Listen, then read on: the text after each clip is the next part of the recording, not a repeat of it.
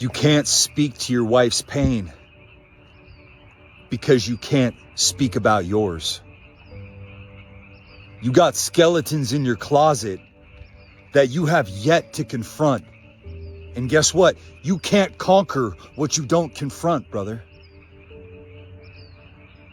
And so you're living a life of denial, a life of self-deception. You can't speak about your pain because you truly haven't overcome it. And that's why everybody in your life is becoming the collateral damage, and you're wounding every single individual in your life. I know what it feels like to take out pain and frustration on people you love.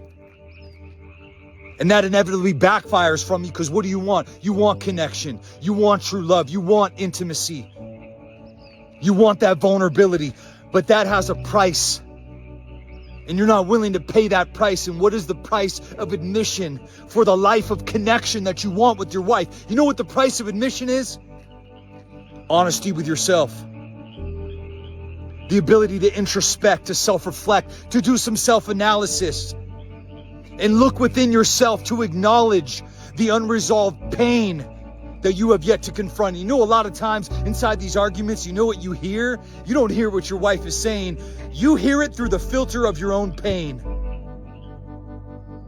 You're listening to your wife through the filter of your own pain. Your own anguish. Your own guilt. The sadness. The shame. And you live in denial about the fact that you have inner conflict that needs to be prioritized and resolved now. And see, the saddest part in your life is you don't realize that what's on the other side of this pain that you continue to prolong, what's on the other side of it is a story. And what does that story do? It liberates others from their darkness. You become a living inspiration inside your wife's life, inside your marriage. You set the tone. Are you going to choose influence or dominance? You know what dominance says? I want this and I want that and do this my way and I want to have it my way. But influence knows that in time, that by leading by example, if I can bring out the worst in people around me, I can bring out the best in them too. Are you leading with influence or are you leading with dominance? See, here you are in this position. You don't realize that you must overcome your own internal pain, because to empathize with your own wife, you have to be able to connect with yourself first. The lack of connection, the disconnection, the dissociation you have with yourself only promotes isolation, disconnection from your wife. You want to connect to your wife? Connect to yourself first. It's time for you to do some real archaeology. How do archaeologists dig? Slowly. So much to the extent they use little brushes and they sift away dust and debris.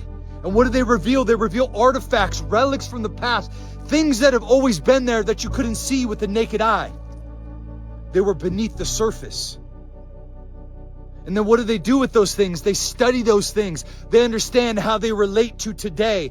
How is my past showing up in my marriage without my permission? Without my consent? How is my inner conflict sabotaging my marriage? And then once they study those things, they put those things on display for somebody else to learn from. That's your story. One day you're going to tell your story of what you overcame and what you went through to get to where you are. And it's going to be somebody else's survival guide.